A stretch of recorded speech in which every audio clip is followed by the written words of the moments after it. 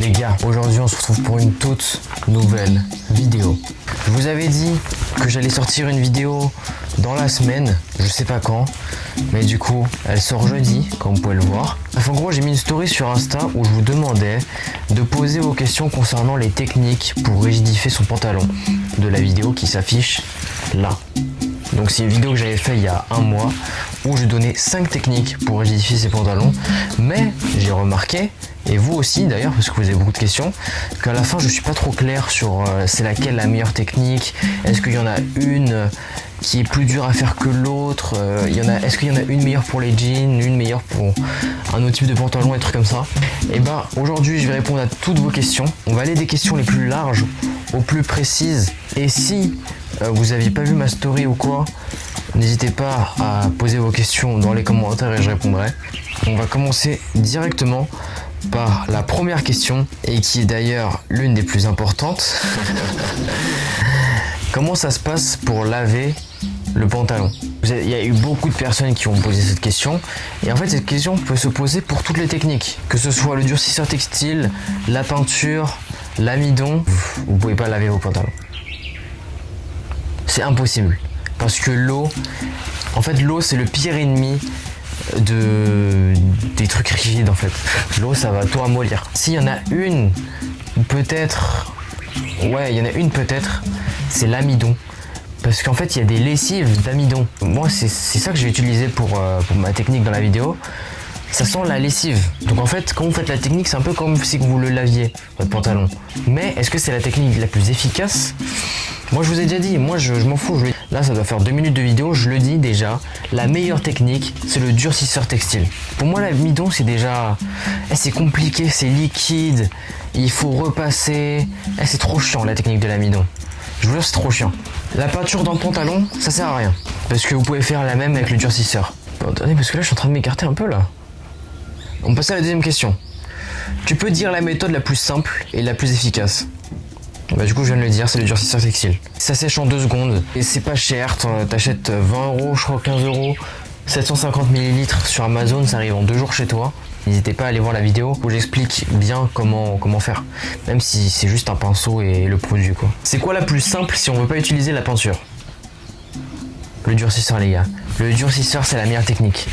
Il faut savoir un truc, c'est que le durcisseur sur le pantalon, ça peut faire une couche un peu vernie, un peu glossy, et changer un peu la couleur du pantalon. Donc si vous voulez garder la couleur de votre pantalon vraiment exactement pareil, genre vraiment exactement pareil, durcisseur dans le pantalon. Vous retournez votre pantalon, vous mettez le durcisseur dans votre pantalon, et voilà. Quel est le rendu le plus naturel qui donne vraiment la sensation d'avoir un hose supérieur? Le durcisseur textile. En termes de durée, c'est laquelle la plus efficace? Le durcisseur textile. Ah non, je suis un ouf. Non, c'est la peinture sur le pantalon. Parce que j'ai un pantalon blanc, je l'ai peint l'année dernière en janvier. Et les gars, il est archi rigide encore aujourd'hui. Combien de temps reste cet effet rigide? Est-ce que ça dure dans le temps? Comparé à un pantalon en roue denim, lui avec le temps il va se ramollir, et c'est le but d'un roue denim, c'est que à la fin il devienne un peu bleu clair avec plein de plis partout. Mais non, on veut pas ça. Nous on veut qu'il reste roue denim toute la vie, et du coup il faut le durcir à l'intérieur. C'est pas mauvais pour la peau le fait de peindre le jean. Tout ce qui est sur le pantalon évidemment non, mais par contre à l'intérieur, en termes de toxicité non, mais si ton pantalon est pas super large et que tu cours avec, il te gratte la peau. Et c'est un peu chiant. Non, c'est pas une gratte, c'est... Je sais pas, mais c'est pas confortable, en gros, si tu cours avec. Mais ça va pas te faire des éraflures au coin. Mais sinon, en termes de toxicité, après, en vrai, j'en sais rien, en vrai. Moi, je sais que mes jambes, elles vont très bien. Ça, faut demander à ChatGPT, en vrai.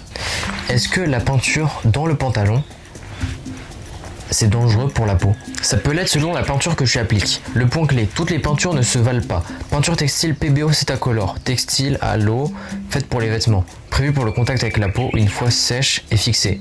Peinture acrylique classique, pas faite pour être portée sur la peau. À l'intérieur du pantalon, frottement constant. Transpiration, chaleur plus humidité. Micro-abrasion de la peau. Ça peut provoquer irritation, démangeaison, rougeur, réaction allergique, cancer. Le dernier, je l'ai rajouté. Pardon. En vrai de vrai, moi, ce que je vous conseille, déjà si vous en foutez, faites-le. Moi, je m'en fous. Genre, le seul moment où c'est un peu chiant, c'est quand je fais du vélo.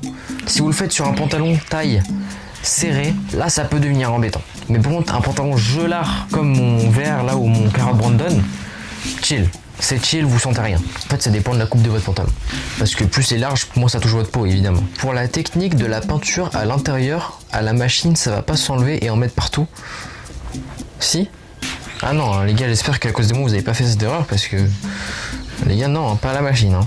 Salut, j'avais une question, j'ai le jean de Maison 52 et je voudrais lui rendre sa rigidité. J'ai regardé ta vidéo pour rigidifier les jeans, mais je sais pas du tout quelle technique prendre. Je me disais que j'allais prendre la peinture, mais ChatGPT m'a dit que ça allait ruiner le jean avec le temps et que genre la peinture allait faire des craquelures pas bien pour le jean.